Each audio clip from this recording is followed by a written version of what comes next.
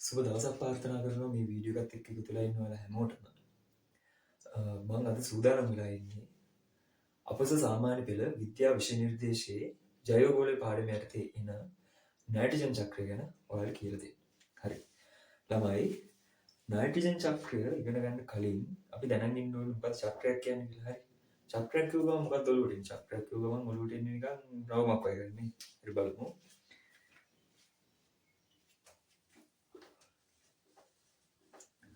චක්‍රයක් කියන්නේ ළමයි යම්කිසි තැනක එහෙම නැත්නම් යම්කිසි දෙයකින් පටන්ගෙන යම්කිසි ක්‍රියාවලියක් ඔස්සේ ගිහිල්ලා යම්කිසි පියවර කිහිපයක් පසු කරමින් නැවතත් ඒ පටන් ගත්ත ස්ථානයට එහෙම නැත්නම් පටන් ගත්ත දෙයටම නැවත ළඟා වෙන එක තමයි චක්‍රය කියන්නේ. එතකොට ළමයි මොකද්ද නයිට්‍රජන් චක්‍රය කියන්නේ? නයිට්‍රජන් චක්‍රය කියන්නේ නයිට්‍රජන් කියන මූලද්‍රව්‍ය සම්බන්ධ යම්කිසි චක්‍රීය ක්‍රියාවලියක්. නයිට්‍රජන් කියන මූලද්‍රව්‍ය සම්බන්ධ චක්‍රීය ක්‍රියාවලිය. හරි ළමයි. දැන් නයිට්‍රජන් කියන මූලද්‍රව්‍ය ගත්තොත් නයිට්‍රජන් කියන මූලද්‍රව්‍ය ළමයි අපේ වායු ගෝලයේ ප්‍රධාන වශයෙන්ම පවතින්නේ නයිට්‍රජන් වායුව විදියට. එහෙම නැත්නම් N2 වායුව විදියට. නයිට්‍රජන් කියන මූලද්‍රව්‍ය අපේ වායු ගෝලයේ ප්‍රධාන වශයෙන්ම පවතින්නේ N2 වායුව විදියට. හරිද? N2 වායුව ගත්තොත් ළමයි N2 කියන්නේ නයිට්‍රජන් පරමාණු දෙකයි. නයිට්‍රජන් පරමාණු දෙක අතර බන්ධන තුනක් තියෙනවා. හරි. ඊට පස්සේ අපි ඔක්සිජන් වායුව ගත්තොත් O2 වායුව ගත්තොත් එහෙම ඔක්සිජන් පරමාණු දෙක අතර තියෙන බන්ධන දෙකයි. ඊට පස්සේ ළමයි අපි හයිඩ්‍රජන් වායුව ගත්තොත් එහෙම හයිඩ්‍රජන් පරමාණු දෙක අතර තියෙන්නේ තනි බන්ධනය. දැන් ළමයි ඔයාලා හිතන්න මේ බන්ධන කියන්නේ ලණු කියලා හිතන්න. හරි. හයිඩ්‍රජන් පරමාණු දෙක බැඳලා තියෙනවා ලණු 1. ඔක්සිජන් පරමාණු දෙක බැඳලා තියෙනවා ලණු 2. නයිට්‍රජන් පරමාණු දෙක බැඳලා තියෙනවා ලණු 3. දැන් බැලුව බැලමට පේනවා ළමයි ලණු වැඩිම ගානකින් බැඳලා තියෙන නයිට්‍රජන් පරමාණු දෙක. ඒ කියන්නේ නයිට්‍රජන් පරමාණු දෙක තමයි ඉතාමත් ශක්තිමත්ව බැඳලා තියෙන්නේ. එහෙම නයිට්‍රජන් පරමාණු දෙක ඉතාමත් ශක්තිමත්ව බැඳලා තියෙනවා කියද්දිම ළමයි ඒත් එක්කම කියන්න පුළුවන් මේ පරමාණු දෙක වෙන් කරන්න ලොකු ශක්තියක් ඕන. හරි? ඒක මතක තියාගන්න. දැන් මම කිව්වල ළමයි නයිට්‍රජන් කියන මූලද්‍රව්‍ය අපේ වායු ගෝලයේ ප්‍රධාන වශයෙන් පවතින්නේ නයිට්‍රජන් වායුව N2 වායුව විදියට. මේ N2 වායුව කියන්නේ බිඳ හෙලන්න අමාරු ශක්තිමත්ව බැඳලා තියෙන නයිට්‍රජන් පරමාණු දෙකකින් හැදුණු වායුව. හරි.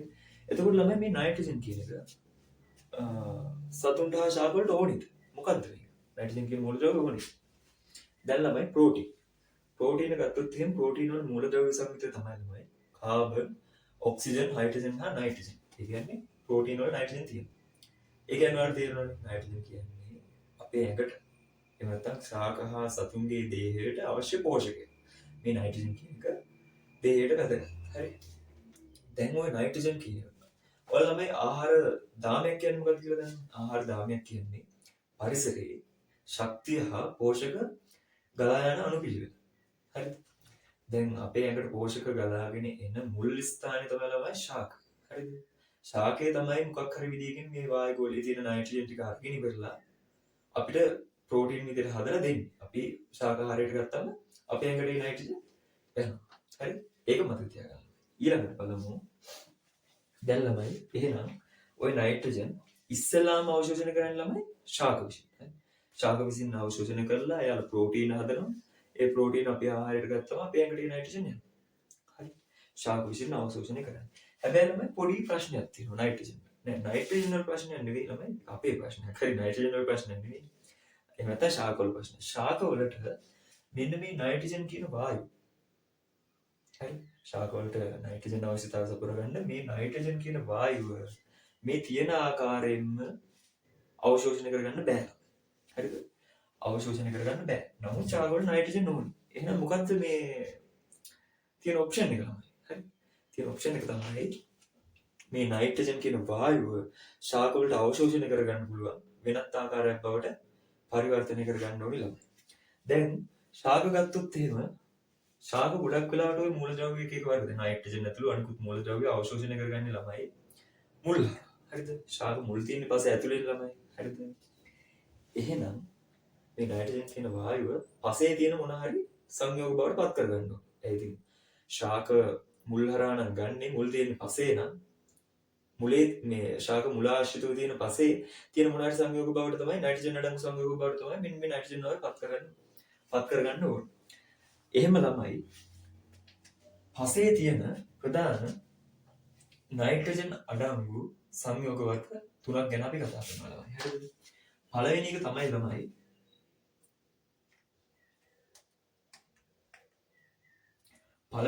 ළමයි NH4+ අයනය. හරි? NH4+ අයනය එහෙම නැත්නම් ඇමෝනියම් අයනය. හරිද? දෙවෙනි එක තමයි ළමයි NO2- අයනය හෙවත් නයිට්‍රයිට් අයනය. හරිද? තුන්වෙනි එක තමයි ළමයි NO3- අයනයවත් නයිට්‍රේට් අයනය. මොනවාද? ඇමෝනියම් අයනය, නයිට්‍රයිට් අයනය, නයිට්‍රේට් අයනය. හරි? දැන් මෙන්න මේ නයිට්‍රජන් කියන වායුව මේ පසේ තියෙන මෙන්න මේ සංයෝග බවට පත් කරගන්න ඕනේ. එන්නේ පත් කරගන්න ක්‍රියාවලියට අපි කියනවා ළමයි නයිට්‍රජන් තිර කිරීම. එහෙනම් නයිට්‍රජන් චක්‍රයේ පළමු පියවර නයිට්‍රජන් තිර කිරීම.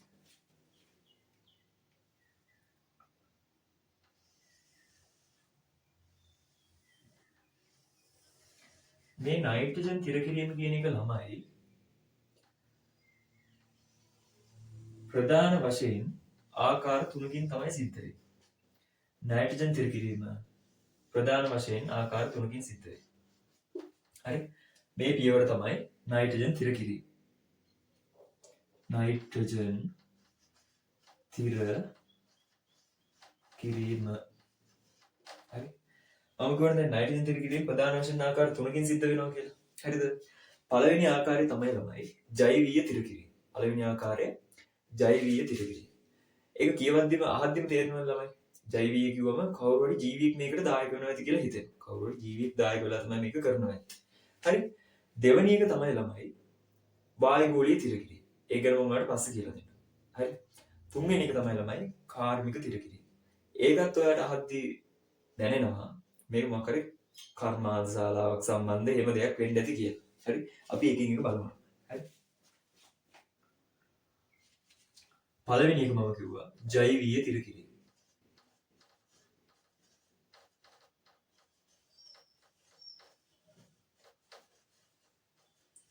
ජෛවීය තිර කිරීම. මේ ජෛවීය තිර කිරීමට දායක වෙන්නේ සුද්ධ ජීවියෝ ළමයි. හරිද? එහෙම දායක වෙන සුද්ධ ජීවියෝ දෙන්නෙක් ඉන්නවා. පළවෙනි එකනා තමයි ළමයි රයිසෝබියම්.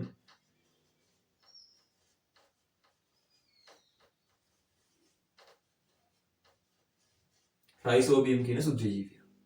දෙවෙනි එකනා තමයි ළමයි ඇසටෝබැක්ටර් කියන සුද්ධ ජීවිය.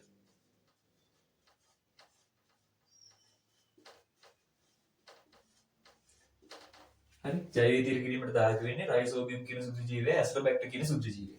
මේ සුද්ධ ජීවියෝ දෙන්න මේ නයිට්‍රජන් කියන වායුව ඔයාලා හිතන්න මේ නයිට්‍රජන් කියන වායුව කාලා ඉවරලා මේ ඇමෝනියම් කියන අයනය හදලා දෙනවා. හරි? මේ සුද්ධ ජීවියෝ ඉන්නේ ළමයි පසේ. හරි? පසේ ඉන්න සුද්ධ ජීවියෝ මෙයාලා මේ නයිට්‍රජන් වායුව කියන ඒවා කාලා ඉවරලා ඇමෝනියම් කියන එක හදලා දෙනවා. ඊට පස්සේ දෙවෙනි පියවර තමයි නැත්නම් දෙවෙනි ආකාරයේ නයිට්‍රජන් තිර කිරීමේ වායුගෝලීය තිර කිරීම. වායුගෝලීය තිර කිරීම.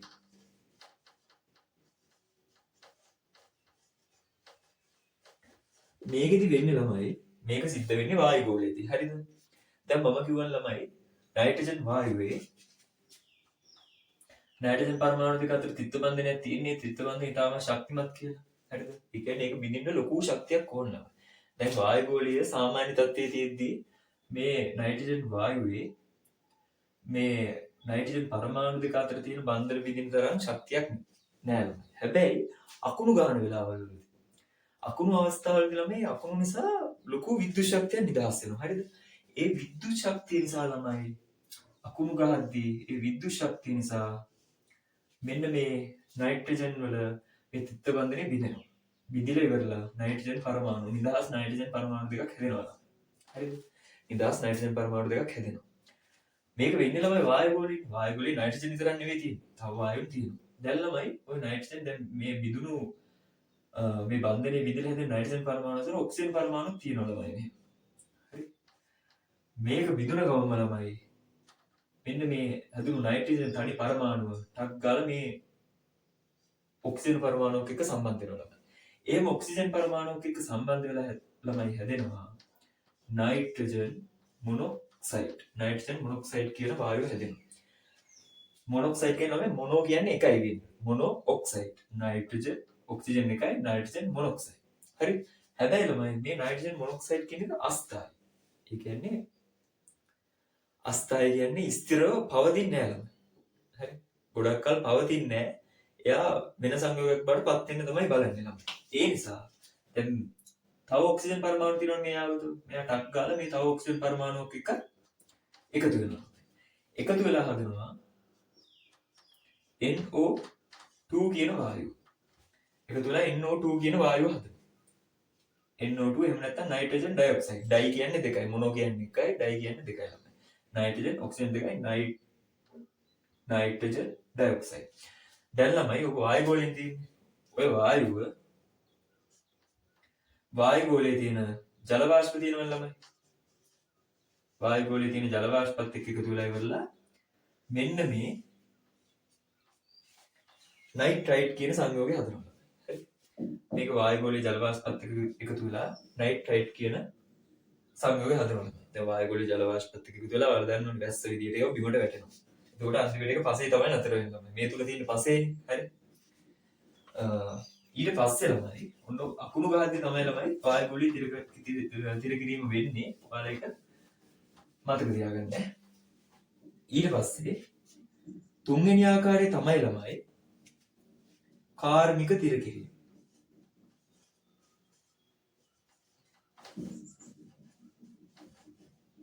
කාර්මික තිර කිරීමේදී වෙන්නේ ළමයි මෙන්න මේ නයිට්‍රජන් වායු ගෝලයේ තියෙන නයිට්‍රජන් වායුව විවිධ කාර්මික ක්‍රියාවලිය ඔස්සේ කර්මාන්ත ශාලාවලදී විවිධ ක්‍රියාවලිය යොදාගෙන රසායනික පොහොර බවට පත් කරනවා. ඔයාලා හිතන්නේ යූරියා කියලා හිතේ තියාගන්න. රසායනික පොහොර බවට පත් කරනවා. ඊට පස්සේ අපි යූරියා පසට දානවා. ඊට පස්සේ ඒවා පසේ නයිට්‍රේට් බවට පත් වෙනවා. හරි. පසේ නයිට්‍රේට් අයන බවට පත් වෙනවා. රසායනික පොහොර කාර්මික තිර කිරීම වෙන්නේ රසායනික පොහොර මිනිසා විසින් රසායනික පොහොර හදලා ඒවා පසට දැම්මම පසේ නයිට්‍රේට් විදියට ඒවා පසේ එකතු වෙනවා. හරි. දැන් ළමයි නයිට්‍රජන් තිර කිරීම කියන ක්‍රියාවලියද මේක තමයි පළවෙනි පියවර නයිට්‍රජන් තිර කිරීම. නයිට්‍රජන් තිර කිරීම කියන ක්‍රියාවලියේදී වායු ගෝලයේ තිබෙන නයිට්‍රජන් වායුව පසේ තියෙන මෙන්න මේ ඇමෝනියම් නයිට්‍රයිට් නයිට්‍රේට් වගේ අයන බවට පත් වෙලා තියෙනවා. හරිද? දැන් මේවා ඉස්සෙල්ලාම අවශෝෂණය කරගෙන ළමයි අපි පස් කන්නේ නැහැ. හරි? පස් කන්නේ ඉස්සෙල්ලාම අවශෝෂණය කරගන්න ළමයි ශාක. හරි? ඉස්සෙල්ලාම අවශෝෂණය කරගන්න ළමයි ශාක.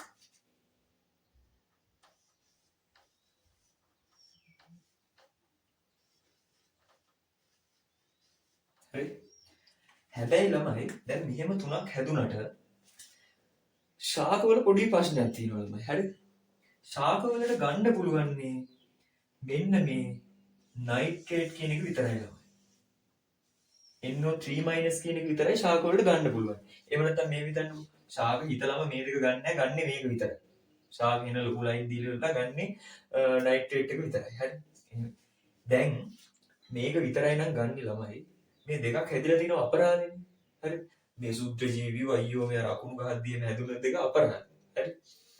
ඒකේම අපරාධයක් නෑ ළමයි. හරිද? දැන් මේක විතරයි නම් ශාක වලට අවශෝෂණය කරගන්න පුළුවන් නේ. හරි? මේ හැදිච්ච දෙකත් මෙන්න මේක බවට පරිවර්තනය කරගන්න ඕනේ ළමයි. හරිද? මේ දෙකත් මේව බවට පරිවර්තනය කරගන්න ඕනේ ළමයි. හරිද? මේ හැදුලා තියෙන අර ජෛවීය තිර කිරීමෙමුයි වායු ගෝල තිර කිරීමෙමුයි හැදුණු මේ ඇමෝනියම් අයනයි නයිට්‍රයිට් අයනයි නයිට්‍රේට් බවට පත් කර ගැනීමේ ක්‍රියාවලියට අපි කියනවා නයිට්‍රීකරණය කියලා.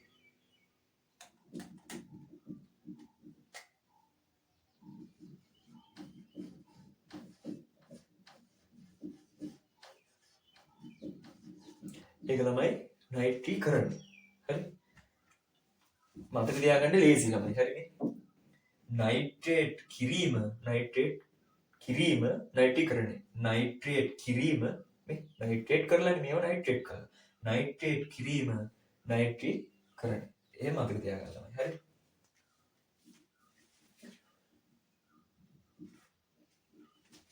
මෙතන ළමයි ශාක අවශෝෂණය කර ගැනීම. ශාක විසින් මේ නයිට්‍රේට් අවශෝෂණය කර ගන්නවා මුල් වලින්.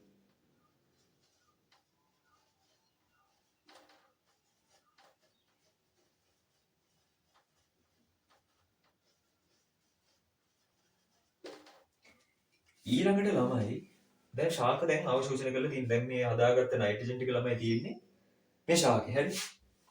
ශාකේ අවශෝෂණය කරලා තියෙන ළමයි. හරි. ඒ අවශෝෂණය කරගත්ත ශාක වලින් මේ නයිට්‍රජන් ශාක වලින් අවශෝෂණය කරගත්ත නයිට්‍රජන් යොදාගෙන ළමයි ඒ නයිට්‍රජන් උපයෝගී කරගෙන ළමයි ශාක විසින් ප්‍රෝටීන නිපදවනවා.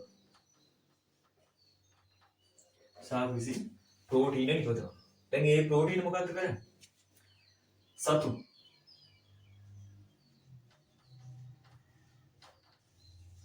ඒ හදාගත්තු ප්‍රෝටීන සතුන් අනුභව කරනවා. ඒ කියන්නේ ආහාරයට ගන්න.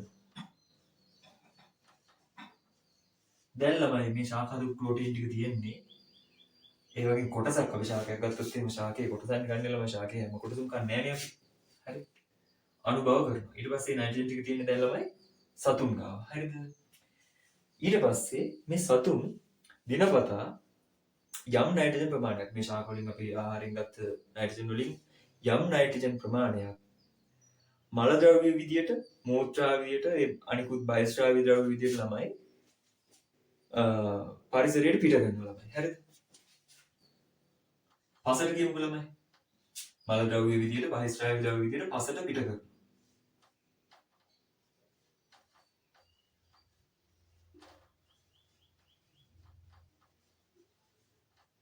මල ද්‍රව්‍ය හා බයස්ත්‍රාව්‍ය ද්‍රව්‍ය විදියට පසට පිට කරනවා ළමයි. හරිද?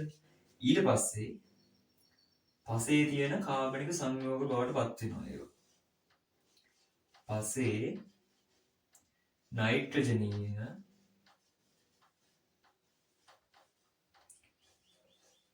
කාබනික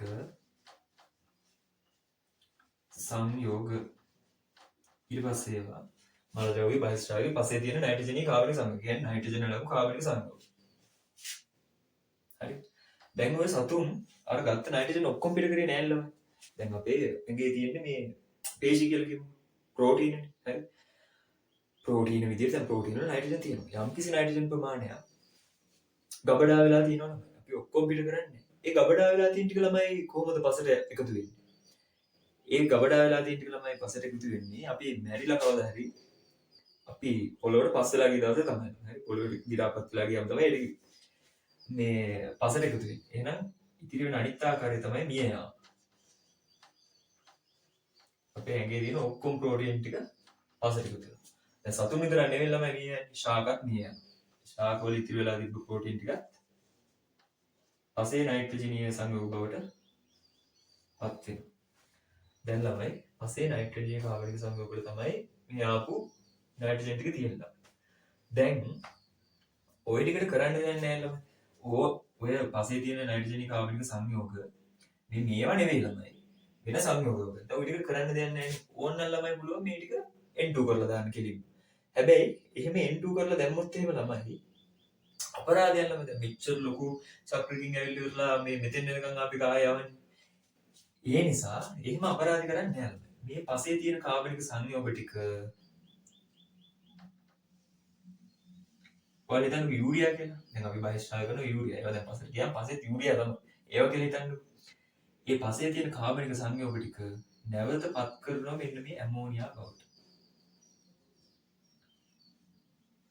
ඒක ළමයි කවුරුත් දායක වෙලා නෙවෙයි. ඒක ඉබේම සිද්ධ වෙන ක්‍රියාවලිය. ඒ ක්‍රියාවලියට අපි නම කියනවා ළමයි ඇමෝනීකරණය.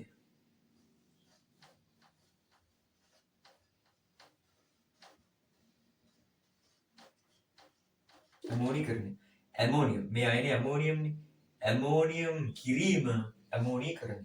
DNA ඇමෝනියම් කිරීම ඇමෝනීකරණය. මතක තියාගන්න ලේසි. හරිද? දැන් හරි ළමයි මේ වායුවල තිබ්බ නයිට්‍රජන් වායුව තිර කරලි ඉවරලා මේ වගේ පස්සේ තියෙන සංයෝග වලටපත් කරා. ඊට පස්සේ පස්සේ තියෙන සංයෝග ඔක්කොම ටික මේ නයිට්‍රේට් බවටපත් කරලා ඉවරලා ඒක ශාක විසින් අවශෝෂණය කරගෙන ඊට පස්සේ ඒවා සතුන් අම්ම බව කරලා ඊට පස්සේ සතුන් බහිස්ත්‍රාවයේ මල ද්‍රව්‍ය මගින් පසට මේ බැහැර කරලා මියයාමෙන් ඉදිරි නයිට්‍රජන් සංයෝග ටිකත් පසට බැහැර වෙලා ඇමෝනීකරණය වෙලා ආය නයිට්‍රජන් නැත්නම් මේක වෙනවා හැබැයි ළමයි.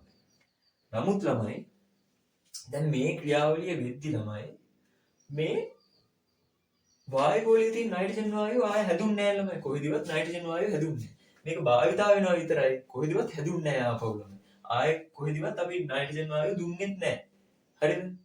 එතකොට වෙන්නේ මොකද්ද ළමයි? නයිට්‍රජන් ටික භාවිතා වෙනවා වායුගෝලයේ නයිට්‍රජන් අඩු වෙනවා. හරි. එහෙම වෙලා හරියන්නේ නැහැ. වායුගෝලයේ නයිට්‍රජන් අඩු වෙලා හරියන්නේ නැහැ ළමයි. හරි. වායුගෝලයේ නයිට්‍රජන් අඩු වෙලා හරියන්නේ නැහැ. දැන් ඕනිම දෙයක ළමයි මේ ලෝකෙ හැදිලා තියෙන විදිය සමතුලිතතාවයක් තියෙනවා ළමයි. ඒ කියන්නේ මොන හරි දෙයක් පරිසරයේ වැඩි වෙනවා කියමුකෝ ළමයි. හරි. මොන හරි දෙයක් පරිසරයේ වැඩි වීගෙන යද්දී අනිත් පැත්තට උසුලන්න බැරි තරම් ධාරිතාවයකට එද්දී මොන හරි ස්වභාවික විපතක් ඇවිල්ලා මේ ළමයි ඒ ප්‍රමාණය අඩු වෙනවා. ඔයා හිතන්නකෝ මිනිස්සු කියන්නේ මිනිස්සු ප්‍රමාණය වැඩි වෙනවා. ලෝකෙට දරා ගන්න බැරි තරම් මිනිස්සු වැඩි වෙනවා. හරි. මිනිස්සු වැඩි වෙනවා. මිනිස්සු වැඩි වුණොත් එහෙම මොකක් හරි ස්වභාවික විපතක් එක්ක සුනාමියක් එහෙම මොකක් හරි ඇවිල්ලා හරි ළමයි මිනිස්සු අඩු කරනවා. නැත්තම් ලෝකෙ පැවැත්මක් නැහැ ළමයි. හරි. සමබරතාවයක් තියෙනවා. ඒ වගේම මේ නයිට්‍රජන් උත් වායු වල තියෙන නයිට්‍රජන් උත් යම් කිසි මට්ටමක් කියන්නේ නිශ්චිත මට්ටමක පවත්වා ගන්න ඕනේ ළමයි. ඊට වඩා අඩු වෙන්න දෙන්නේ නැතුව වැඩි වෙන්න දෙන්නේ නැතුව. ඒකටත් ක්‍රියාවලියක් තියෙනවා. මෙන්න මේ හැදුන නයිට්‍රේට් කියන එක නයිට්‍රේට් කියන අයනය සුද්ධ ජීවියෝ දෙන්නෙක් විසින් ආපහු කෙලින්ම මෙන්න මේ නයිට්‍රජන් වායුව බවට පත් කරනවා. හරිද? ඒ ක්‍රියාවලියට කියනවා මේ නයිට්‍රේට් අයන පසේ තියෙන නයිට්‍රේට් අයන වායුගෝලයේ තියෙන නයිට්‍රජන් බවට එහෙම නැත්නම් පසේ තියෙන නයිට්‍රේට් අයන නයිට්‍රජන් බවට පත් කරලා නයිට්‍රජන් වායුව බවට පත් කරලා නැවත වායුගෝලයට දෙන ක්‍රියාවලියට අපි කියනවා ළමයි නමක් නයිට්‍රී හරණය. නයිට්‍රී හරණය. දැන් මේකද කිව්වල ළමයි නයිට්‍රේට් කිරීම නයිට්‍රීකරණය. නයිට්‍රේට් කියන එක විනාශ කරලා වෙන එකක් හදන්න ළමයි නයිට්‍රී හරණය. හරි. හරණය කියන්නේ නිකන් ඉවත් කරනවා වගේ ගන්න. නැති කරලා දානවා එන්නේ වගේ එකක්. හරි. නයිට්‍රී හරණය. මේකට ළමයි සුද්ධජීවියෝ දෙන්නෙක් දායක වෙනවා.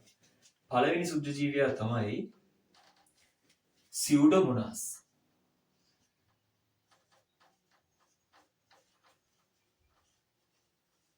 පළවෙනි සුද්ධජීවියා සියුඩෝමොනාස්. දෙවැනි සුද්ධජීවියා තයෝබැසිලස්.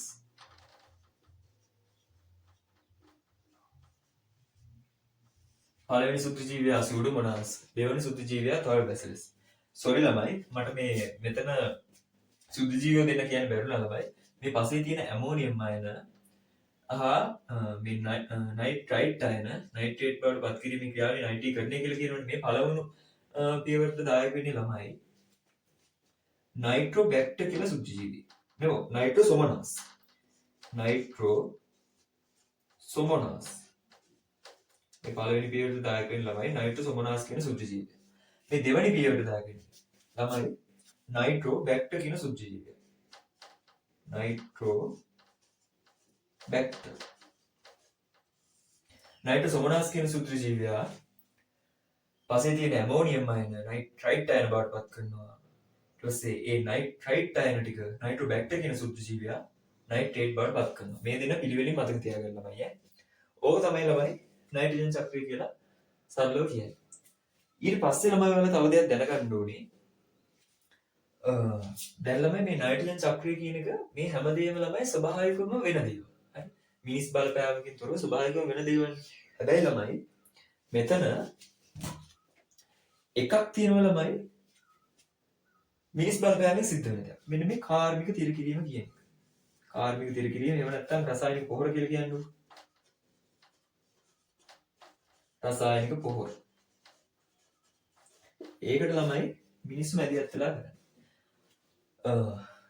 කර්මාශාලාවලදී මේ නයිට්‍රජන් වායුව යම් යම් ක්‍රම වලින් රසායනික පොහොර බවට පත් කරලා ඒක පසට එකතු වෙන්නේ. නමුත් ළමයි දැන් කාලෙ වෙද්දී මේ නයිට්‍රේට් අඩංගු පොහොර එහෙම නැත්නම් නයිට්‍රජන් අඩංගු පොහොර පසට යොදන එක ගොඩාක් වැඩි. අවුලක් නෑ ඉතින් නයිට්‍රජන් අඩංගු පොහොරක් මේ කොහොමත් දැන් කොහොමවත් ඉතින් නයිට්‍රේට් බවටපත් වෙන්නේ. ඕක අපිපත් කරත් මේ ස්වභාවිකවපත් උනා නයිට්‍රේට් ආයනයට බවටපත් වෙන්නේ. හැබැයි ළමයි ඔය රසායනික පොහොරවල නයිට්‍රේට් ආයන වලට නැත්නම් මේ නයිට්‍රජන් හොඳ දේවල් වලට අමතරව ළමයි ගොඩාක් තියෙන්නේ අහිතකර මූලද්‍රව්‍ය. එහෙම නැත්නම් අහිතකර රසායනික ද්‍රව්‍ය. හරි. ඒ අහිතකර රසායනික ද්‍රව්‍ය වලින් මොකක්ද ළමයි වෙන්නේ? අහිතකර රසායනික ද්‍රව්‍ය මෙන්න මේ පියවරවල වලදී මෙන්න මේ සුද්ධ ජීවීන්ට මේ පියවරවල වලදී මේ ක්‍රියාවලිය වලට දායක වන සුද්ධ ජීවීන්ට අහිතකරයි. ඒ රසායනික ද්‍රව්‍ය වලින් ඔයාලා හිතන්න මේ සුද්ධ ජීව මරලා දානවා කියලා. හරි. එහෙම වුණොත් දැන් අපි රසායනික කර්මාශාලාවලදී මෙහෙම අදලා නයිට්‍රේට් පසට දායි. ඒ වුණාට ළමයි මේ අනිත් පියවරවල වලට දායක වෙන සුද්ධ ජීව විනාශ වෙනවා. එතකොට නයිට්‍රජන් චක්‍රේ හරියට වෙන්නේ නැහැ ළමයි. හරි. නයිට්‍රජන් චක්‍රේ වෙන්නේ නැහැ. දැන් මේ සුද්ධ ජීව දෙන්න විනාශ වුණොත් මේ නයිට්‍රජන් කියන ක්‍රියාවලිය වෙන්නේ නැහැ. හරි. ඒ නිසා රසායනික පොහොර පසට යෙදීම නිසා නයිට්‍රජන් චක්‍රයට බලපෑම් ඇති වෙනවා ළමයි. හරි. ඕක තමයි ළමයි සරලව නයිට්‍රජන් චක්‍රය කියලා කියන්නේ. හරි. ඔයාලා මේක කතන්දරයක් විදියට මතක තියාගන්න ළමයි. හරි. එහෙනම් අද කියලා දුන්න දේ ඔයාලට හොඳට තේරෙන්නේ නැති කියලා මම හිතනවා. තවත් මේ වගේ වීඩියෝ බලන්න ඔයාලා මගේ channel එකත් එක්ක